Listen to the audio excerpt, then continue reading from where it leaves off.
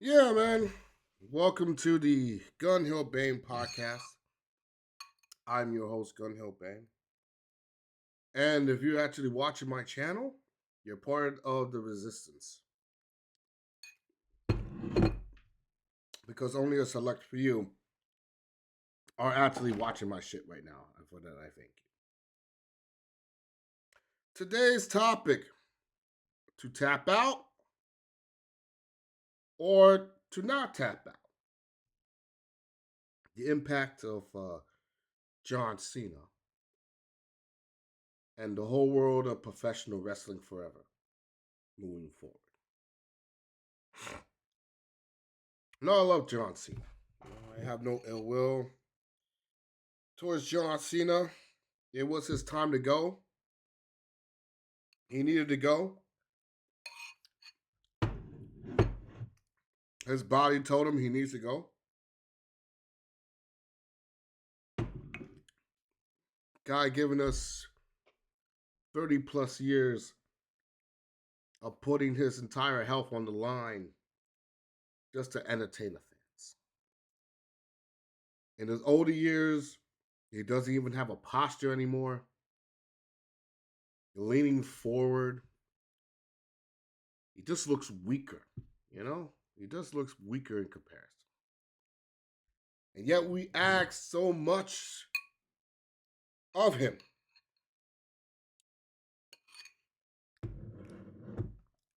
And he still does that, knowing full well how much it hurts.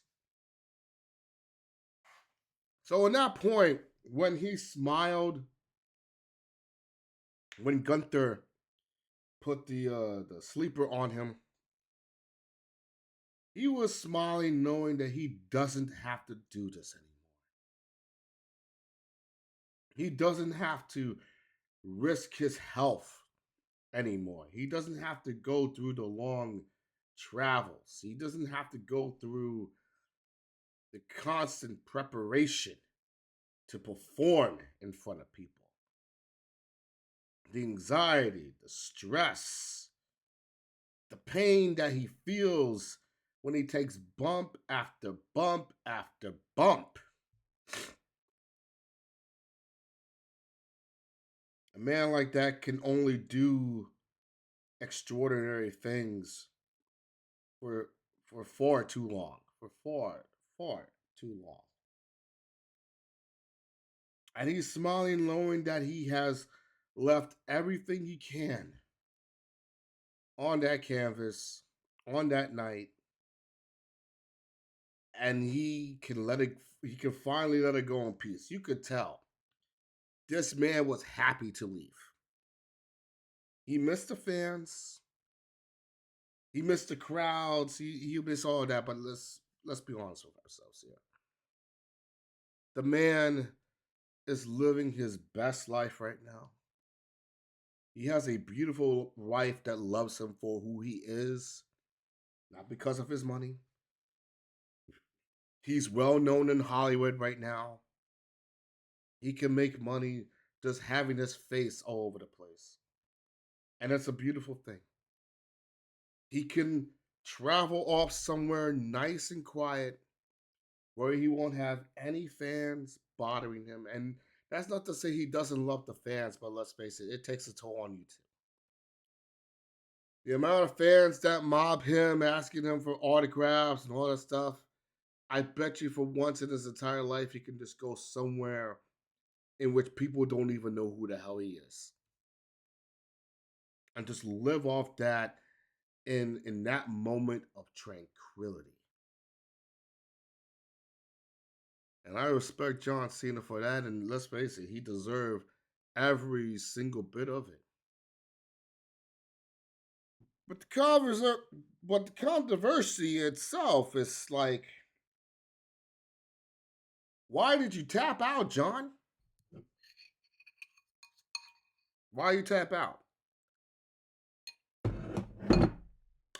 For over 30 years, you go by this mantra of never give up. Never give up. That's on your towel. every time you go down that aisle, you have this thing that says, never give up. Never give up. I don't know what it means to you, John. I know you probably have taken it into your own mantra in your own way, but it means something to someone who was watching you in that match against Gunther. It could be a little boy, a little girl. It could be someone who's probably going through some shit right now and want to feel inspired. And that one night was that inspiration. It could have been that inspiration, John. The thing is, you tap out to Gunther.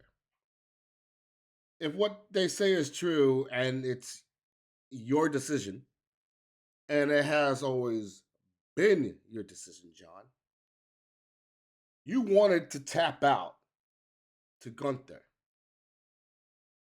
where the better ending would would be you not said a damn thing and just pass out.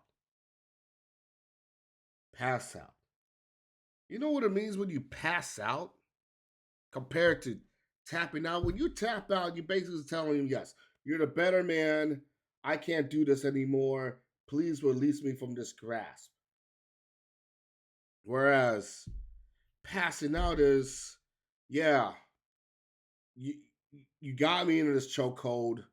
Well, I'm not gonna give up. I'd rather die than to say the words I quit or to motion I quit. I'd rather die in the middle of this ring than to motion myself I quit.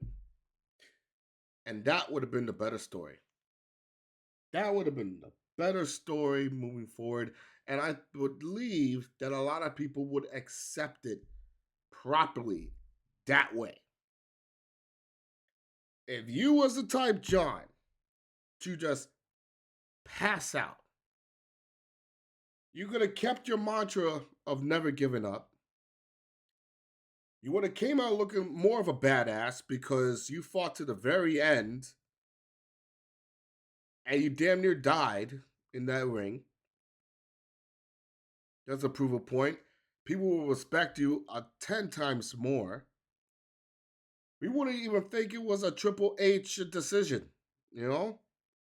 You would have went out on your shield. I know there's a lot of people who probably said that you should have won. And you know what? I was part of the majority. I'd rather that the people go home happy. If you're making people spend like thousands of dollars just to see 4 matches, the least you could do is have the hero that they paid tons of money to see go out as a winner. Simple as that. Derek Jeter did it. I mean, did anyone from the organization told Derek Jeter, listen, I know it's your last night, but just strike out every single game. All right.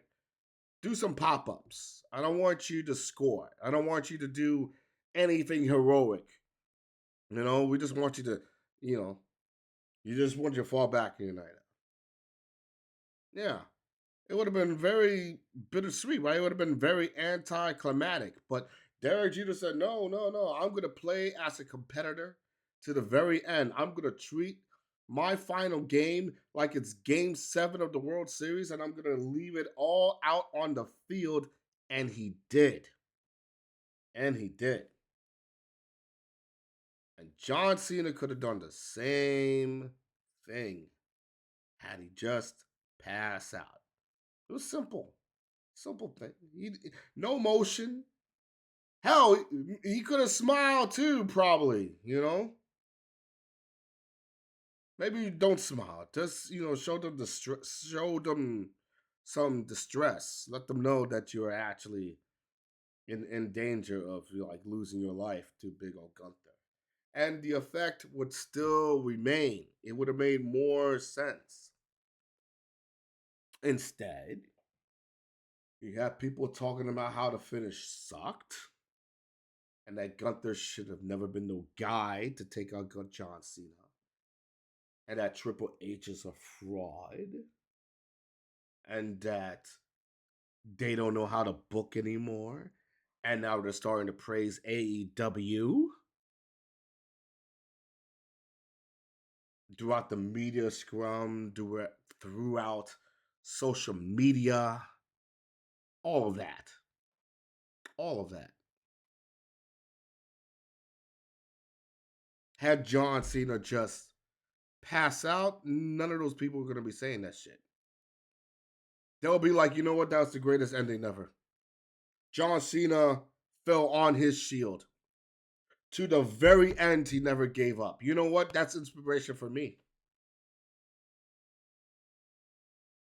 I ain't gonna say you never give up. And on your final night, you smile and it said, I gave up. Really? That's how is that how you wanted to be remembered? Is that how your legacy should end, John? That's the ending. I know you don't even care about legacy or endings. You just want to get the hell out of there. That's it. You just want to leave pro wrestling behind. That's it. You're just tired of it. I get it. I get it. You're tired. You're not thinking about the consequences. And you know what? Gunther, I love Gunther. He tried his very best, to get some major heat from the crowd. Like he's the one who tapped out John Cena. And listen, moving forward, it's going to work out for Gunther because he can be the guy to go take out AJ Styles. He'll be the guy to go take out Randy Orton. He could be the guy to take out Chris Jericho. Hell, he'll be the guy, who'll take care of CM Punk and eventually Brock Lesnar. All right. If this is a gimmick that they want Gunther to have, be the solid guy who will just retire legends, so be it. How far is that going to be a thing? Huh? How far would that go until it's no longer hot anymore? Like it's no. I mean, what are you gonna do to Gunther now? It's December the 17th. So what? Are you gonna put him on ice until the Royal Rumble comes around? Is that it? I mean, what are your plans for Gunther moving forward? I don't know what they're gonna do, but let's face it. What Sami Zayn match doesn't? I don't care. The only logical thing is for Gunther to be in the Royal Rumble and some other veteran just throw him out, and then you'll have a match against said veteran in WrestleMania and retire his ass. I mean, if Chris Jericho is coming back to the WWE, then Chris Jericho versus Gunther should be the first one to go right off the bat, right there. If they really want to pull the trigger like that quickly. Other than that, I don't really know how Gunther beating John Cena in that way is going to help him move forward as we head on to Royal Rumble, Elimination Chamber, WrestleMania. We don't know. We don't know. You know, he gave a nice promo, but that's about it. For those people who are thinking that he has heats, whatever, listen, just shut up. He got something, but it's not brewing the way it's supposed to as of yet. I remember years ago, Roman Reigns retired the Undertaker, right? And then the next night on Raw, people were booing the hell out of him. You know, there was nothing thrown at the ring, but they were booing the hell out of him for a good solid 20 minutes until he announces to the world it's my yard now, and they even boo him anymore, even more. What was he doing after that? He wasn't doing shit. Probably in a fucking segment with Baron Corbin involving dog food. This is before he had to take time off, to address his cancer and to deal with the marriage of his new wife and to fix some teeth and just to take time away and him having to be with Paul Heyman was the best thing that ever happened to Roman Reigns. But would it have happened if the other things that happened to Roman Reigns, never came to fruition? I don't know. I don't know.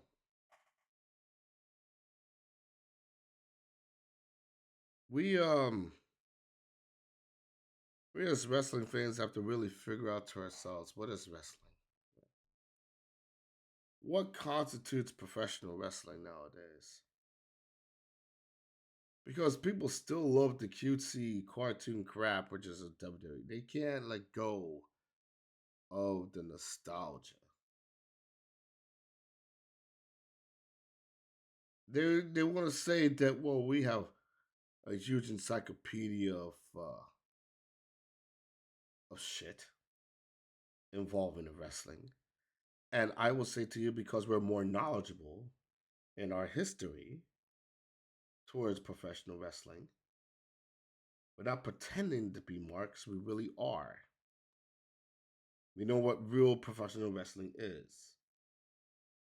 We know the stress that goes along with it, and you know what? More power to you if you love that sports entertainment crap. But for me, it does not work. I don't deal with the cartoony bullshit. I don't deal with any of that crap. I like realism. I like blood. I like violence, and that is AEW in a nutshell, right there, boy. But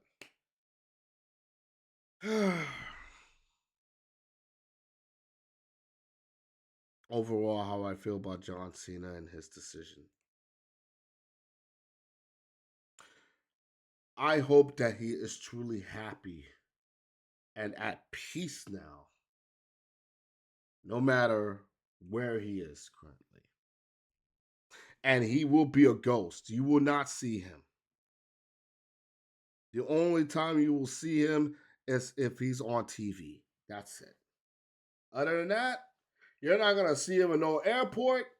You're not gonna see him in no bar. You're not gonna see him when you're walking your dogs. You're not gonna see him while you're driving.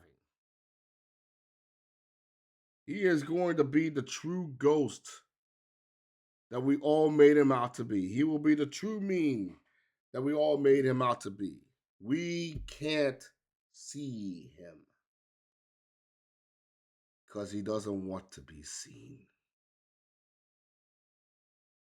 Doesn't want to be seen, folks. How do you feel about that? Am I bullshitting it for a minute? I think I'm right on the money.